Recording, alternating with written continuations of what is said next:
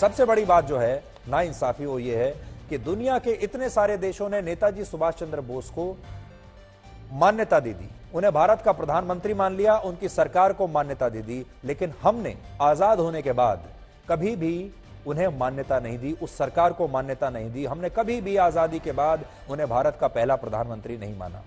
सच्चाई यह है कि नेताजी सुभाष चंद्र बोस भारत के पहले नेचुरल प्राइम मिनिस्टर थे, जिन्होंने 43,000 सैनिकों के साथ आजाद हिंद फौज का उस समय नेतृत्व किया। और जब इस फौज के सैनिकों पर भारत में अंग्रेजी सरकार ने मुकदमा चलाया तो वर्ष 1946 में रॉयल इंडियन नेवी में एक ऐसी बगावत हुई जिसने अंग्रेजों को यह कहने पर मजबूर कर दिया कि वो भारत को आजाद करने के लिए अब तैयार है। यानी नेताजी भारत के लोगों को एक ऐसा राष्ट्रवाद देकर गए जिसने अंग्रेजी हुकूमत की जड़ें हिला दी थी।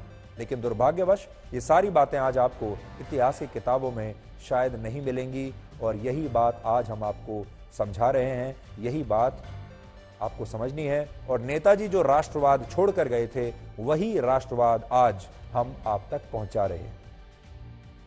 नेताजी ने 4 जुलाई 1943 को सिंगापुर में एक राष्ट्रवादी भाषण दिया था, जिसके कुछ अंश आज हमने आपके लिए निकाले हैं, आप भी सुनिए।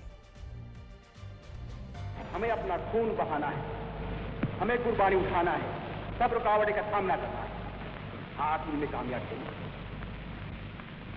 इस रास्ते में हम क्या देखें?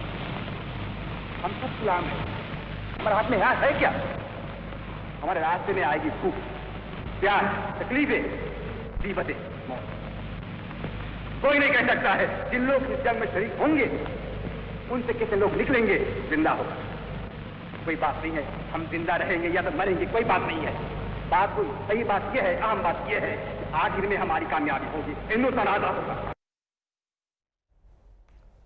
अब जरा कल्पना कीजिए अगर नेताजी सुभाष चंद्र बोस वाकई भारत के पहले प्रधानमंत्री बन जाते और कुछ वर्षों तक या कुछ दशकों तक उन्होंने भारत की सरकार को चलाया होता। भारत जब आजाद हुआ तब नीति निर्धारण करने की आजादी उनके पास रही होती, ताकत उनके पास रही होती, तो आज भारत कितना अलग देश होता। और आज जब आजादी की बात हो ही रही है तो हम आपको ब्रिटेन के बारे में भी कुछ बताना चाहते हैं। ब्रिटेन वही देश है जिसने भारत पर लगभग 200 वर्षों तक राज किया, और एक जमाने में अंग्रेज ये कहते थे कि भारत की राजनीति और भारत के लोग ब्रिटेन के बिना कभी पनप नहीं सकते। लेकिन आज 75 वर्षों के बाद भारत हर मामले में ब्रिटेन से कहीं ज्यादा स्थिर और शक्तिशाली है। वर्ष 1947 में जब ब्रिटेन की संसद में भारत की स्वतंत्रता पर, भारत को आजाद करने पर बहस कराने के लिए एक प्रस्ताव लाया गया, तब ब्रिटेन के पूर्व प्रधानमंत्री विंस्टन चर्चिल ने भारत को लेकर एक भाषण दिया था, और इसमें उन्होंने क्या कहा था आप आज सुनिए। चर्चिल ने तब कहा, अगर आज भारत जैसे देश को आजादी दे दी जाती है तो इससे इस देश की सत्ता ऐसे लोगों के हाथों में चली जाएगी जो पापी, बदमाश और लुटेरे होंगे। भारत के नेताओं के पास शासन करने की क्षमता नहीं होगी और वो किसी भूसे के समान होंगे। ये तमाम नेता मीठी जुबान और मूर्ख दिल वाले होंगे जो सत्ता के लिए आपस में लड़ेंगे, और इस झगड़े में एक दिन भारत पूरी तरह समाप्त हो जाएगा। और इसके बाद एक दिन ऐसा आएगा जब भारत में हवा और पानी पर भी टैक्स लगेगा। ये विंस्टन चर्चिल के शब्द हैं 1947 के। लेकिन आजादी के 75 वर्ष बाद समय के चक्र ने देखी कैसे स्थिति को पलटा है। समय इसीलिए कहते हैं बड़ा बलवान होता है। आज ब्रिटेन में वैसे ही राजनीतिक अस्थिरता और अराजकता है जैसी चर्चिल ने भारत के लिए कल्पना की थी। जो चर्चिल ने भारत के लिए सोचा था वो आज ब्रिटेन में हो रहा है। पिछले 6 वर्षों में ब्रिटेन में 4 प्रधानमंत्री बदल चुके हैं। अब 5वें प्रधानमंत्री की तलाश वहां चल रही है, और आपने देखा होगा कल ही उनके प्रधानमंत्री ने सिर्फ 44 दिन के बाद उन्हें इस्तीफा देना पड़ा। जबकि भारत में आज राजनीतिक स्थिरता पूरी तरह है और भारत का लोकतंत्र भी दुनिया का सबसे मजबूत लोकतंत्र है। भारत में पिछले 8 वर्षों से नरेंद्र मोदी प्रधानमंत्री हैं, उनकी स्थिर सरकार है। उनसे पहले 10 साल तक देश में यूपीए की सरकार थी और प्रधानमंत्री थे डॉक्टर मनमोहन सिंह। उनसे पहले अटल बिहारी वाजपेयी जैसे शक्तिशाली प्रधानमंत्री थे। यानी भारत में राजनीतिक अस्थिरता बिल्कुल नहीं है। इसी तरह ब्रिटेन के मुकाबले आज भारत की अर्थव्यवस्था कहीं ज्यादा मजबूत है। हाल ही में हमारा देश ब्रिटेन को पीछे छोड़कर दुनिया की 5वीं सबसे बड़ी अर्थव्यवस्था बना है। आज भारत की अर्थव्यवस्था 273 लाख करोड़ की है, ब्रिटेन की अर्थव्यवस्था 257 लाख करोड़ की है, यानी इस मामले में भी हमने 75 वर्षों में ब्रिटेन को पीछे कर दिया। राजनीतिक स्थिरता के मामले में हम उनसे आगे हैं, लोकतंत्र के मामले में उनसे आगे हैं, लोकतंत्र की मजबूती के मामले में, अर्थव्यवस्था में उनसे आगे हैं। वर्ष 1980 के बाद ब्रिटेन में पहली बार महंगाई दर 11% के स्तर पर पहुंची है, जबकि भारत में महंगाई दर आज भी लगभग 7% है, ब्रिटेन से तो बहुत कम है। एक और स्टडी के मुताबिक ब्रिटेन में महंगाई की वजह से वहां की 50% आबादी अब एक समय का खाना छोड़ चुकी है, क्योंकि महंगाई इतनी ज्यादा है। जबकि भारत की सरकार देश के 80 करोड़ लोगों को पिछले 2 वर्षों से, कोविड के बाद से, घर बैठे मुफ्त अनाज दे रही है। रशिया द्वारा गैस सप्लाई पर रोक लगाए जाने से आज ब्रिटेन में बिजली का बहुत बड़ा संकट है।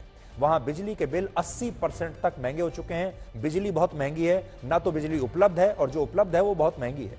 इस वजह से वहां 2-2 परिवार एक मकान में रह रहे हैं, फिर भी वहां लोगों के लिए बिजली का बिल भरना मुश्किल है। जबकि भारत में बिजली का ऐसा कोई संकट नहीं। अगर आज भारत के आप दूर दराज इलाके में किसी छोटे से गांव में भी चले जाएंगे, वहां पर भी आपको आसानी से बिजली मिलेगी, और वहां पर रहने वाले लोगों पर भी बिजली का बिल देने का ऐसा कोई दबाव नहीं है। इसके अलावा ब्रिटेन में कुछ समय पहले कच्चे तेल का संकट इतना गंभीर हुआ कि वहां पेट्रोल पंप्स पर गाड़ियों की लंबी लाइनें लग गई। लेकिन भारत में पेट्रोल डीजल को लेकर ऐसा कोई संकट नहीं आया। महंगा जरूर हुआ, लेकिन संकट कभी नहीं आया। एक दिन भी आपको ऐसा नहीं मिला होगा जब आपको ये पता चले कि आज आपको पेट्रोल या डीजल नहीं मिलेगा। जिस ब्रिटेन को ऐसा लगता था कि भारत आजादी के बाद बर्बाद हो जाएगा, टूट जाएगा, हमारे देश में लोकतंत्र वाला प्रयोग कभी सफल नहीं होगा, आज वही ब्रिटेन राजनीति से लेकर आर्थिक और सामाजिक सभी मोर्चों पर संघर्ष कर रहा है। ये ब्रिटेन के वो लोग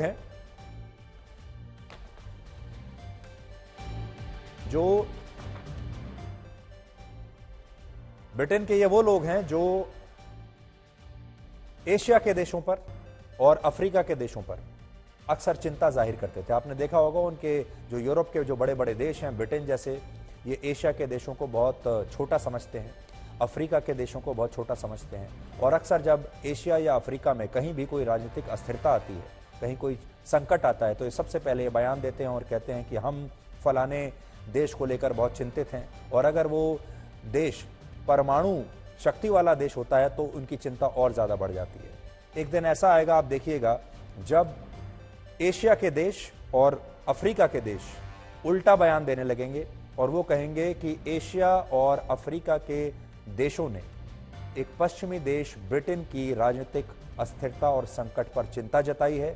ब्रिटेन एक न्यूक्लियर पावर्ड देश है, इसलिए उस पर नजर रखना जरूरी है। और इस कारण से खास तौर पर ये जो 2 कॉन्टिनेंट्स के जो देश हैं, भारत जैसे देश हैं, हमें उनके बारे में भी ऐसी बात बोलने का मौका कभी आ सकता है।